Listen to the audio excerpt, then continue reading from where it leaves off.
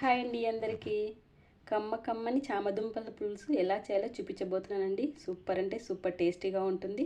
పావు కేజీ చామదుంపలు తీసుకున్నాను. ముందుగా చామదుంపల్ని మట్టి లేకుండా నీట్గా వాష్ చేసుకొని నీళ్ళల్లో వేసి ఉడికించి పొట్టు తీసి ముక్కలుగా కట్ చేసుకొని పక్కన పెట్టుకోవాలి. అలాగే చిన్న సైజు నిమ్మకాయ అంతా చింతపండు తీసుకుని రసం తీసి పక్కన పెట్టుకోవాలి.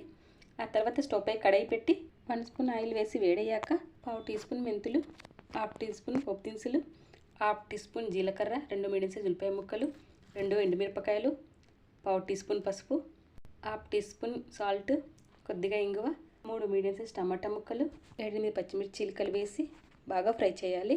టమాటాలు మెత్తబడ్డాక 1 టీ స్పూన్ కారం, హాఫ్ టీ స్పూన్ సాల్ట్, చామదుంప ముక్కలు వేసి ఒకసారి కలిపి చింతపండు రసం వేసి అలాగే ముక్కలు మునిగేంత వరకు వాటర్ వేసి గుప్పెడు కొత్తిమీర, 1 స్పూన్ ధనియాల పొడి వేసి మరొక 5 నిమిషాలు ఉడికిస్తే ఎంతో టేస్టీ అయిన చామదుంపల పులుసు రెడీ అండి.